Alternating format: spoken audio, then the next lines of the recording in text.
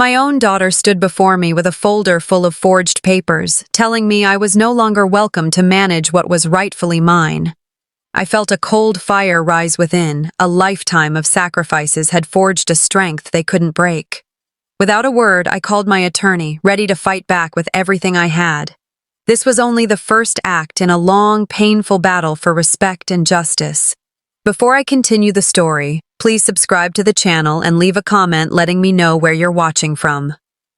The sunlight poured through the wide cafe windows, catching dust motes in the air like tiny floating secrets. I cradled my mug, letting the heat seep into my fingers. It had been months since my daughter Callista had asked to meet one-on-one. Just a quick catch-up, she'd said over the phone. Her voice had that easy lilt, but in person, something was off. She shifted in her chair, eyes skimming past mine. We started with the usual small talk, her work, the unpredictable Dallas spring weather, a new restaurant she wanted to try. But the words felt rehearsed, like she was filling the space with sound rather than meaning. She stirred her coffee more than she drank it. Every time our eyes met, hers darted away toward the window or the couple chatting at the next table. It was in the middle of her describing a networking lunch that she dropped it. "I've got to meet Dad's lawyer later this week. Just something about some paperwork." She said it like she was talking about getting her car serviced, casual and light, but the way her fingers tapped the cup, 3 quick beats, betrayed her nerves. I felt a prickle run along my spine. "Oh, paperwork for what?" I asked, keeping my tone even. "Oh, nothing important," she said, smiling too quickly. "You know how he is with details." I nodded, masking the small knot forming in my chest. But in the pause that followed, I caught it. A faint, almost imperceptible curl at the corner of her mouth. Not warmth, not affection. Something else. Then came the slip. She leaned back, sipped her coffee, and said, "You're not really expecting anything from Dad's estate, are you?" I froze just long enough for her to notice, then forced a laugh. "What an odd question." She shrugged, pretending it was nothing. "Just curious. These things can be messy." The smirk again, barely there, but unmistakable. Her words pulled me back to countless small moments over the past few years. Suggestions that I downsize, reminders that I should be more independent, comments about how financial ties only hold people back. I'd always brushed them off, telling myself I was overthinking. A soft vibration broke the silence. Her phone lit up on the table. I wasn't trying to pry, but my eyes caught the preview before she flipped it over. "Attorney, will draft." The air shifted. She reached for her phone like it was a lifeline, her smile too tight. "Work thing," she said, tucking it into her bag. I sipped my coffee slowly, masking the rush of adrenaline beneath a calm expression. Whatever this meeting was, it wasn't about catching up. We finished our drinks under the weight of unspoken words. At the door, we hugged, her arms barely touching my back, her eyes already on the parking lot. As she walked to her car, I saw her pull out her phone, dialing before she even got the door shut. I stayed in my seat for a moment, watching her taillights disappear. Then I walked to my car, shut the door, and gripped the steering wheel until my knuckles whitened. I wouldn't confront her, not yet. I needed to see where this was going. I needed to be ready before she made her next move. It was barely 8 a.m., on Sunday when the doorbell rang. The coffee pot had just finished its steady drip, filling the kitchen with the warm, nutty scent I usually associated with peace. I wasn't expecting anyone, especially not her. When I opened the door, my daughter stood there, clutching a thick folder like it might slip from her fingers if she loosened her grip. "I was in the neighborhood," she said, her smile just a little too quick, her eyes too bright. The folder was angled away from me, but I could see the edges of legal-sized paper peeking out. She stepped in without waiting for me to invite her, moving with a purpose she tried to hide behind small talk. I poured her a cup of coffee, watching the way her fingers tapped against the ceramic mug.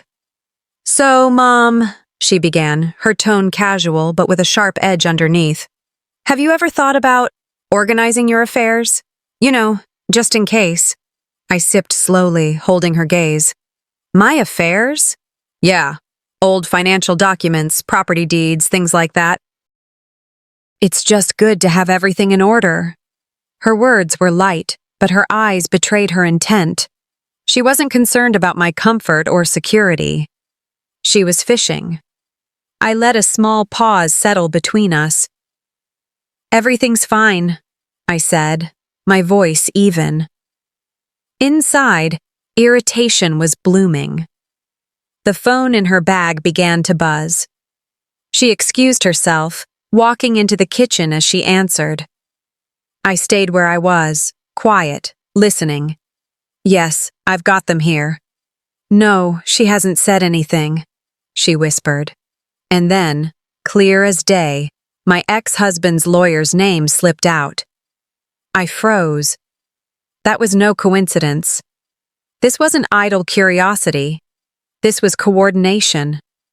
When she returned, her voice was honeyed, asking about the weather, about my garden, about anything but what she'd just been discussing. Every time I shifted in my seat, her gaze darted to that folder. After she left, I waited until her car turned the corner before picking up the phone. I called an old friend in real estate, someone who knew inheritance laws better than most lawyers I'd met. I didn't give details, just enough to start gathering my own information. An hour later, as I sat by the living room window, I noticed a familiar shape parked across the street. Her car. She hadn't gone far at all. She was still here, watching. This wasn't just about the will. Something bigger was coming. The phone rang just as I was settling in with my morning coffee. The tone in my daughter's voice was clipped, transactional. Mom, we're having a family discussion today. It's important. Can you be here by 11? She didn't elaborate, didn't ask if I was busy, just stated it as if my attendance were a given. My gut tightened. Whatever this was, it wasn't going to be in my favor. I'll see if I can make it, I said, keeping my voice neutral. I decided to go, not out of obedience, but because I wanted to see exactly what game was being played. By the time I pulled into her driveway, the morning sun was already beating down on the gleaming white stone of her house. The place looked even more expensive than the last time I'd been here. Fresh landscaping, a brand new set of wrought iron gates, the kind of upgrades you don't make unless you're feeling flush. And there they were. Cars lined along the curb and spilling into the cul-de-sac. My other children's cars, my son-in-law's truck, even a cousin I hadn't seen in years. The air in my chest thickened. This wasn't a casual visit. This was an ambush.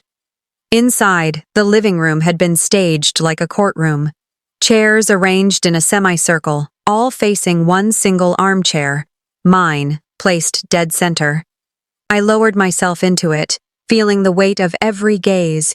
Some faces tried to muster warmth, but the smiles were brittle. Others didn't bother. My eldest daughter cleared her throat.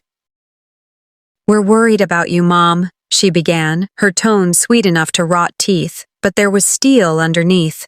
The concerns came fast, wrapped in pretty words. "Maybe you should think about downsizing.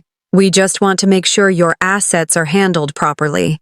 Every mention of money made my daughter flick a glance toward her husband, who sat stiff-backed, hands clasped like he was already drafting the paperwork in his mind. I didn't interrupt, didn't defend myself. I just sat there still, watching them weave their net. My silence seemed to make them talk more, reveal more. And as they spoke, old memories surfaced. Times when my choices were questioned in the same syrupy, for your own good tone. Times when I'd been pushed aside, dismissed. When there was a pause long enough to claim it, I stood. "I have another appointment," I said simply, sliding my bag over my shoulder. No one stopped me, but I could feel their eyes on my back as I left. By the time I stepped into the fresh air, my heart was pounding, not from fear, but from clarity. This was only their opening move. The evening light slanted through my kitchen window, pooling gold across the counter as I chopped vegetables. The rhythm of the knife on the cutting board was steady, almost meditative. I'd spent the last 2 days trying to scrub the family meeting from my mind, but the words, softly spoken, heavily barbed, still echoed. The knock at the door was firm, not tentative. Before I could even set the knife down, the door opened. My daughter stepped in, folder in hand, as if the house were hers. "Hi, Mom," she said with a brightness that didn't touch her eyes. "Thought I'd drop by." She glanced at the counter, at the simmering pot, making some offhand remark about how I still bought the good olive oil. Then she wandered to the fridge, peeking inside without asking. "I just wanted to check in," she said after a moment, her voice softening. "After the other day, I thought we should talk." The shift in tone was deliberate, practiced. I set down my knife and leaned on the counter, waiting. She slid the folder toward me across the table. "This is just some paperwork for financial planning," she said, her smile tight. "If anything ever happened to you, it would make things so much easier for all of us."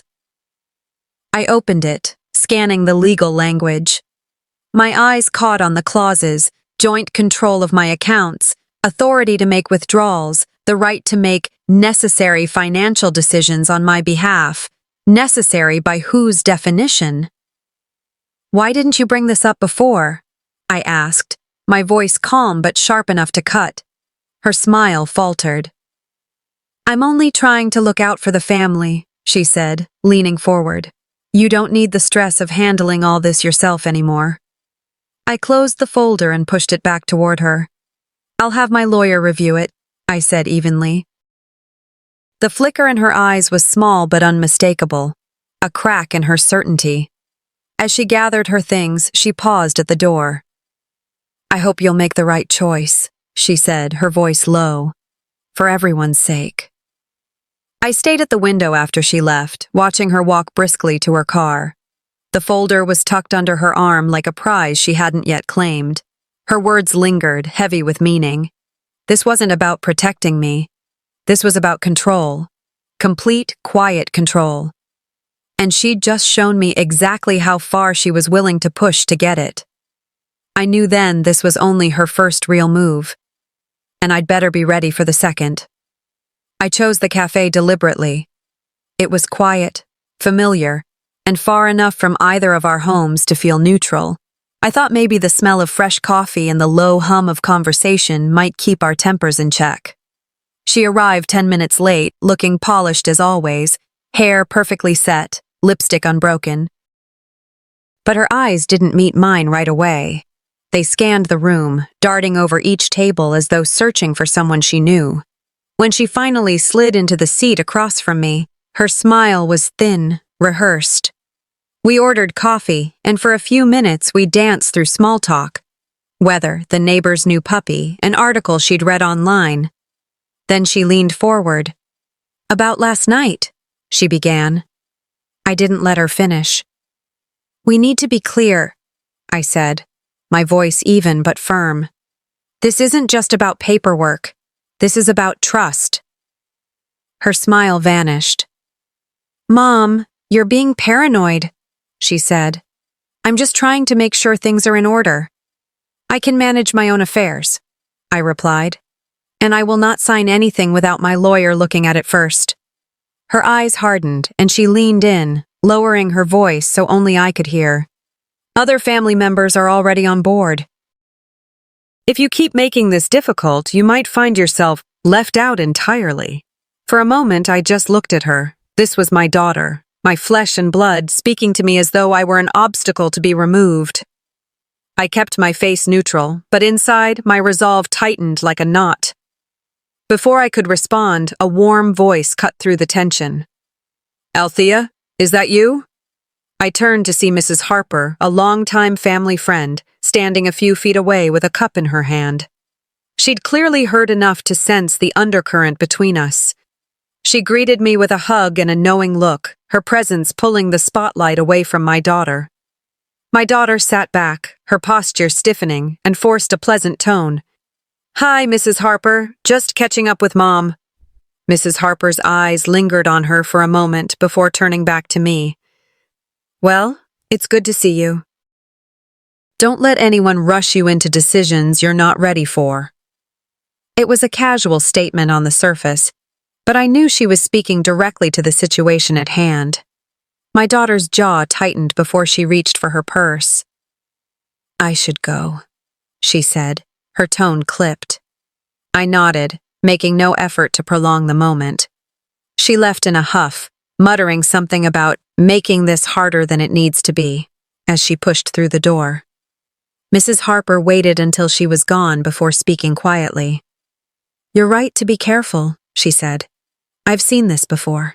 It never ends well when people rush these things. Her words wrapped around me like a shield. I finished my coffee slowly, thinking about how much had shifted in just a few days. That morning, I realized the fight wasn't just coming, it had already begun, and I was done playing defense. The call came just after sunset, when the house was still heavy with the day's heat. I'd been sitting in the den with the windows open, trying to coax in a breeze, when the phone rang. The voice on the other end was familiar, Marian from church, someone I'd shared pews and casseroles with for decades. But her tone was hesitant, almost apologetic. I wanted to check in, she began, drawing out the words. I've been hearing some things, and I thought it was best to hear from you directly. My stomach tightened. What things? A pause, then a soft sigh. That you've been, well, having trouble keeping up. That maybe you're forgetting important matters. I didn't want to believe it, but it's been coming from someone close to you. I didn't need her to say the name. My pulse thudded in my ears. I thanked her for her concern, hung up, and sat there in silence for a full minute, feeling the slow burn of betrayal creep through me. This was no longer whispered innuendo. It was an attack on my name. By the time I grabbed my keys, I'd made up my mind. Her house sat pristine at the end of a manicured street, the kind where every blade of grass stood at attention. Lights glowed warm in the windows, giving the impression of welcome, but I felt no comfort pulling into the driveway. She opened the door before I knocked, a smile already set in place. Mom, this is a surprise, she said, voice smooth as glass. Is it? I stepped inside without waiting for an invitation, scanning the polished hardwoods and perfectly placed decor. Everything about the scene screamed control, her kind of control. We moved into the kitchen, and I didn't bother sitting. Why is Marian hearing stories about me losing my grip? Her brows lifted, feigning confusion. I have no idea what you're talking about. People gossip, Mom. You can't believe everything. I leaned against the counter, crossing my arms. These people seem to know details only you would share. She shrugged lightly, almost dismissive. I've only told people I'm concerned for you. That's not the same thing as spreading rumors. Her husband walked in then, heading straight to the fridge. He didn't meet my eyes. His silence spoke louder than any denial she could offer. I took a step closer, my voice low but unyielding. Concern is one thing, undermining me is another. Which one are you doing? Her lips parted, a flicker of irritation breaking her composure. I just don't think you're making the best decisions lately. That was all I needed to hear. On the kitchen counter, beside a neat stack of mail, was a folder stamped with the name of a law firm I didn't recognize. The top sheet, partially visible, had my name and a description of my property. I caught the heading, Preliminary Draft, before she moved, almost too casually, to slide it out of sight. What's that? I asked. Nothing, she said too quickly. Just some documents we're helping a friend with. I filed the lie away. I didn't bother saying goodbye. Walking out to my car, the evening air felt thicker, heavier. As I sat behind the wheel, my mind replayed every recent conversation, each casual remark, each so-called check-in. The pattern was clear now. There was a strategy, a build-up, and I had been the target all along. I started the engine, my hands steady on the wheel. The The days of hoping this would blow over were gone. If she wanted to play this game, I would play it better. That night, as I lay in bed staring at the ceiling, one truth settled deep into my bones. Silence would no longer protect me. It would have to be my sharpest weapon. Her text came just after lunch, short and sharp. "Meet me at 4. We need to talk." No greeting, no explanation. I stared at it for a moment, letting the words sink in. My first instinct was to ignore it, but I knew better than to let her think I was avoiding her. This time, I'd be ready. I arrived 20 minutes early to the coffee shop downtown, a polished place with marble counters and leather seating. The kind of spot where people come to close deals, not to share lattes. I picked a booth in the back with a clear view of the entrance. If this was a move in her game, I wanted to see it coming the moment she walked in. I wrapped my hands around my cup, the steam curling up into my face. My heart was beating faster than I liked, but I kept my expression calm. She wasn't going to see me rattled. She arrived right on time, all confidence in a tailored blazer, her heels clicking against the tile like a metronome. A leather-bound folder rested under her arm, and the faint curl of a smile played on her lips. "Thanks for coming," she said, sliding into the booth. No small talk, no warmth.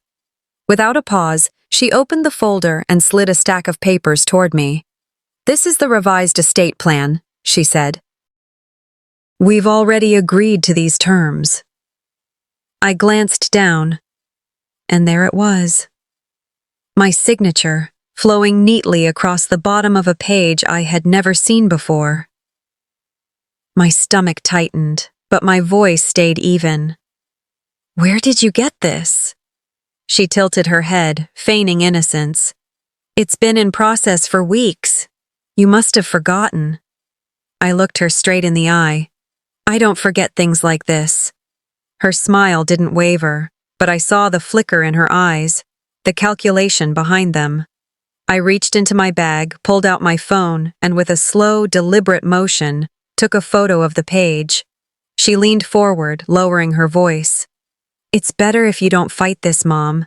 We're all just trying to make things easier." I slid the papers back toward her. "You've underestimated how much I've been watching." For a second, silence hung between us, thick and charged. A voice broke through it. "Afternoon, ladies."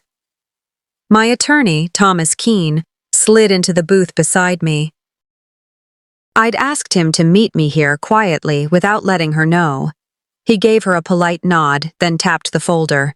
"Interesting document you've got there," he said. "You know forgery is a felony in Texas, right?" Her face lost a shade of color. The smirk evaporated. "I don't know what you're implying." "Oh, I think you do," Thomas said, his tone mild but unyielding. "And I'd suggest you destroy that copy before the wrong person sees it." She looked between us, her mouth tightening. I could see her mind racing, searching for an exit that didn't look like defeat. I stood, leaving my coffee untouched. "I'll let you think about your next move," I told her, keeping my voice level. "But remember, I don't play by your rules anymore." The late afternoon sun met me outside, warm against my skin. For the first time in weeks, the air felt lighter. This wasn't over. But now, the balance had shifted. The game had changed, and now she knew I wasn't playing by her rules anymore. I stepped into the grand dining hall of our family estate, the heavy oak doors closing behind me with a weight that seemed to echo the tension in the air. Outside, the sky roiled with dark clouds, flashes of lightning illuminating the windows intermittently, while distant thunder punctuated the uneasy silence. From the moment I arrived, it was clear this dinner wasn't just a meal, it was a calculated performance, a stage set for confrontation. At the head of the long mahogany table sat my daughter, flanked by her closest allies, my son-in-law, a cousin I barely recognized, and a few others whose loyalty was unmistakable. They spoke in hushed tones, casting occasional glances in my direction. Their plan was obvious: isolate me, weaken me, but I wasn't going to give them that satisfaction. I chose my seat deliberately, not at the far end where they had clearly expected me to sit, but halfway down the table, making sure my presence was undeniable.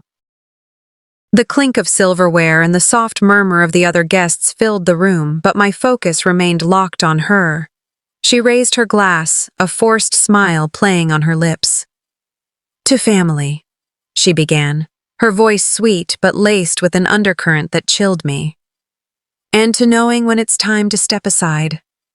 The guests chuckled politely, the kind of hollow laughter that masked discomfort. Her words were thinly veiled, a toast to me relinquishing control over our family's affairs. She then pivoted smoothly, referring to our agreement, the forged estate documents that had caused so much pain.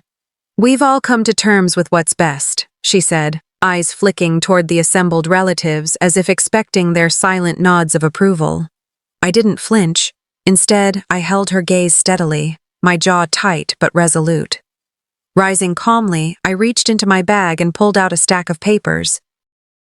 One by one, I slid copies of the forged documents across the table, letting them fall with deliberate weight in front of the stunned guests. A collective gasp swept through the room, a ripple of disbelief and shock. Some mouths hung open, others exchanged uneasy glances. "This," I said, voice steady and clear, "is a crime. Forgery is not only illegal, it's a betrayal of trust, and I have proof." The room fell into a thick silence, broken only by the distant roll of thunder outside. From the back of the room, my attorney stood, an older man with steady hands and a calm demeanor. Without hesitation, he produced a thick envelope, carefully sealed and marked with a notarized stamp. He opened it and laid out the pages of an older will, one I had kept hidden, secure, untouched. This document left the majority of the estate to me. The room's atmosphere shifted instantly. Murmurs grew louder, whispers spread like wildfire, and eyes darted between my daughter and me. The power dynamic was no longer in her favor. My daughter's face paled, color draining as the weight of her failed gambit settled in. Her allies avoided my gaze, some shrinking back as if caught in the headlights. I sat down, my voice calm but unwavering. "I've remained silent out of love, out of hope for peace, but don't mistake that silence for weakness." At that moment, thunder cracked sharply, shaking the windows, echoing the storm raging both outside and within the walls of our fractured family. The room remained frozen, the silence heavy but charged. Vindication was mine, but the victory tasted bittersweet. The storm outside raged on, but it wasn't the only tempest that night. Morning arrived with a heavy silence that hung over the family estate like a thick fog. I woke up in my room, the familiar walls now seeming to close in with a quiet weight. The echoes of last night's confrontation played relentlessly in my mind, the way the forged documents had shocked them all, the gasp that rippled through the dining hall, and the subtle shift in the power dynamic that I had so long fought to reclaim. The house staff moved about their duties with cautious steps, avoiding my gaze as if unsure where their loyalties lay. Their whispered conversations drifted through the halls, fragments of concern and speculation brushing against my ears. In the kitchen, I overheard my daughter's voice, sharp and precise, making calls.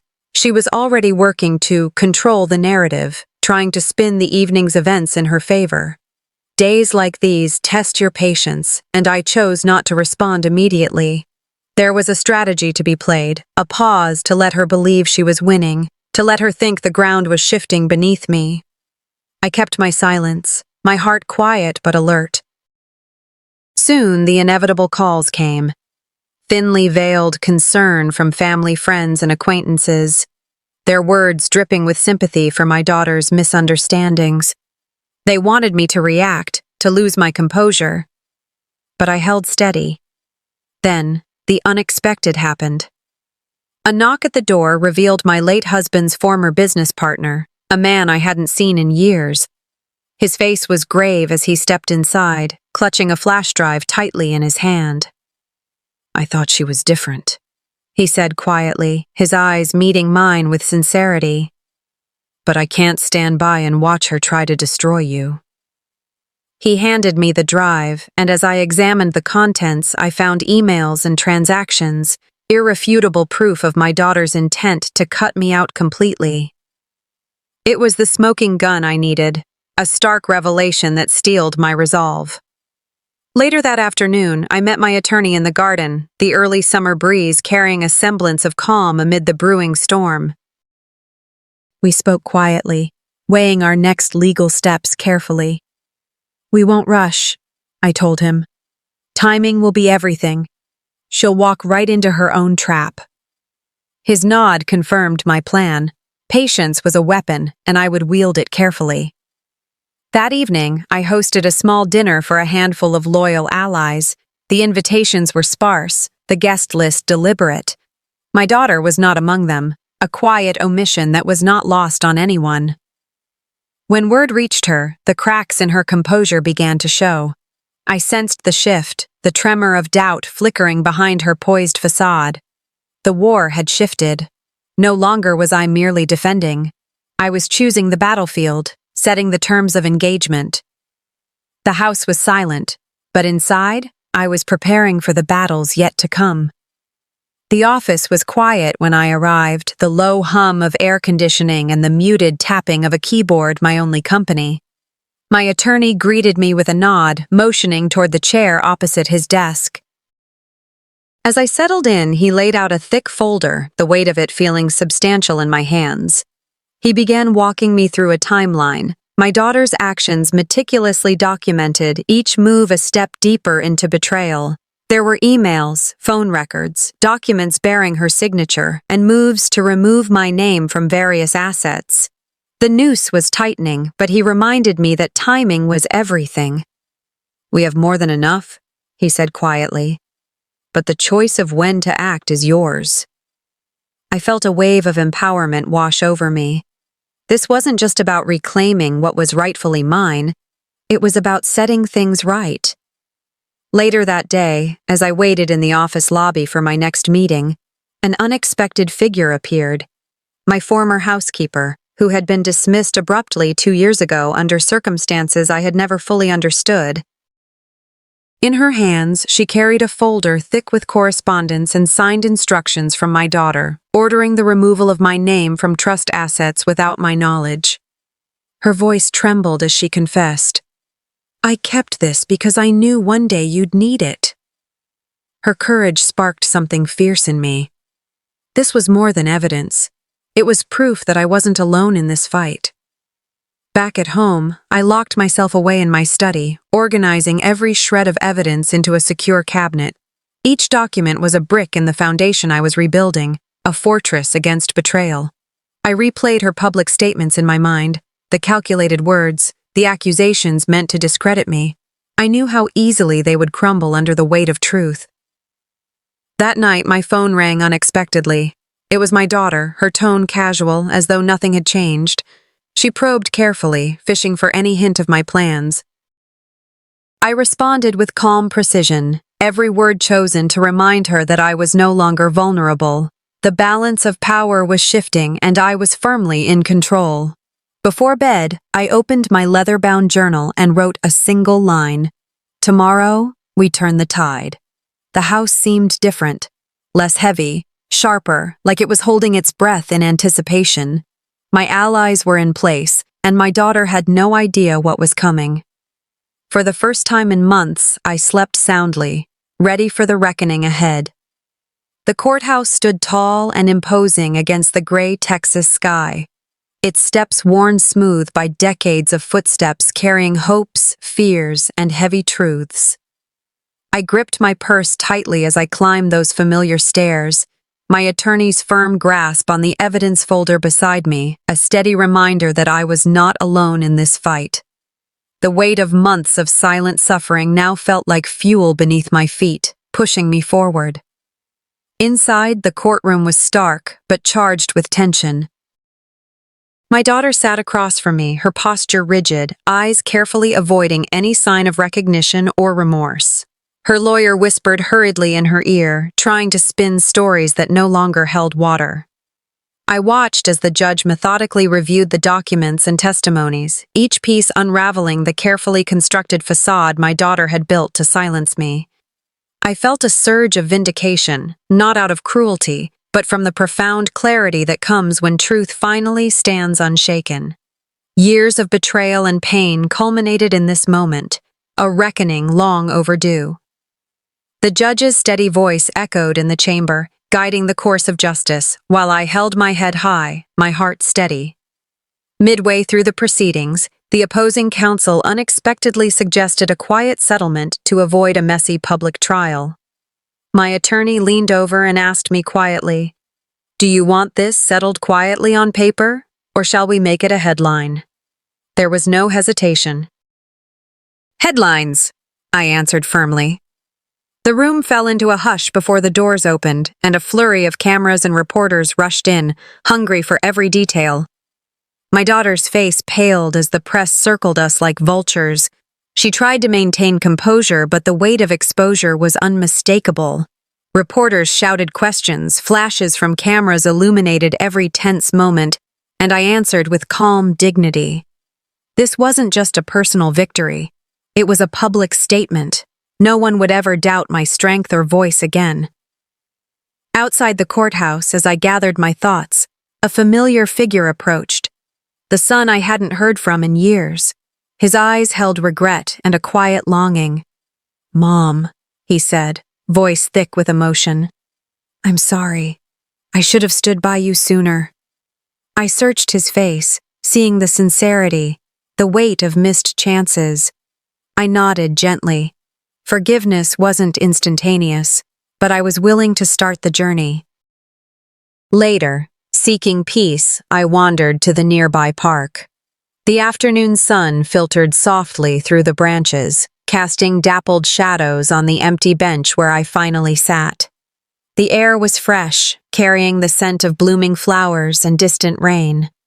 In this quiet refuge, I allowed myself to breathe fully for the first time in what felt like forever. The past's heavy chains were loosening.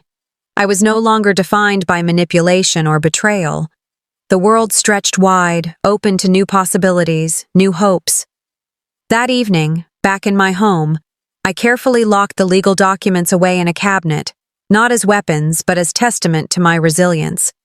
These papers marked the battles fought, the truths uncovered, and the strength reclaimed.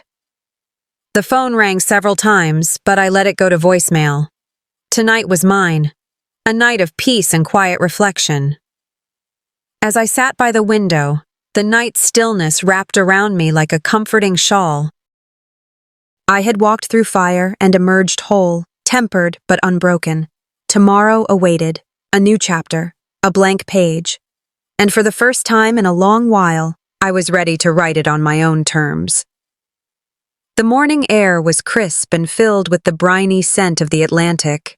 From my bedroom window, I watched seagulls glide lazily over the ocean, their cries mingling with the gentle rush of the waves. The small coastal town of Camden, Maine, where I had chosen to rebuild my life, was a world away from the turmoil I had left behind. My house stood quietly on a cliff's edge, modest, cozy, and most importantly, entirely mine. No signatures, no contested deeds, no hidden agendas lurking in the shadows. I poured myself a cup of coffee, savoring the warmth as I stood on the porch watching the sun paint the sky in hues of pink and gold. This peaceful dawn was a blessing I had never thought possible after all I had endured. The years of struggle, the betrayals, the battles, it all felt like a distant storm now fading into calm. A sharp knock on the door startled the morning calm. I opened it to find a courier holding an unmarked envelope. Inside, a neatly typed letter awaited me, revealing a secret kept long hidden. It was a private acknowledgement from my late ex-wife, a confession that I deserved far more than what had been publicly granted.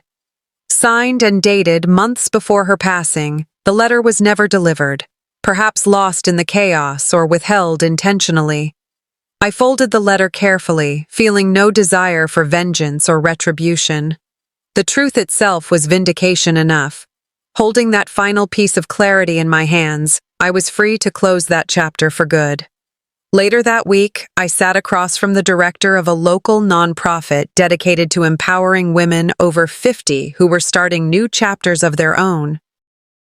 Together, we finalized a donation in my name, a community center where women could find support, education, and friendship. This center would carry my maiden name, untouched by the scars of betrayal and family conflict. There was pride in this choice, a tangible mark of resilience. My legacy would be one of hope and empowerment, not bitterness or pain. Saturday mornings quickly became a cherished ritual. At the local farmers' market, neighbors greeted me warmly, exchanging smiles and kind words. One woman stopped me by the flower stand and said softly, "I heard what you've done. You're giving people hope." That moment stirred something deep within me, the realization that this small town saw me not as a victim, but as a woman who had risen, who had reclaimed her story and her dignity. On quiet evenings, I often walked alone along the shoreline. The cold Atlantic lapped at my feet, erasing the footprints I left behind with each retreating wave. The past felt less like a burden and more like a story I once read. Important, but no longer mine to live. I breathed deeply, embracing the renewal that each new day brought. Tomorrow would come, as it always did, and this time I would meet it with open arms and a fearless heart. The tide was coming in, and I was ready to meet it. As I reflect on this journey, I want to share a truth that resonates deeply. Strength often grows in the quiet moments of resilience, not in loud victories. Life will challenge us, sometimes from those closest to us, but it's how we stand firm, grounded in self-respect and clear boundaries, that defines our path forward. This story isn't just about conflict or betrayal. It's about reclaiming your voice and your power, no matter your age or circumstance. What lessons do you take from this story? Have you ever faced a moment where you had to choose between silence and speaking your truth? I'd love to hear your thoughts. If this video touched your heart or gave you strength, please hit subscribe and share your story in the comments below. And if it didn't quite resonate, let me know why and where you're watching from. I want to connect with each of you. Together, we find strength.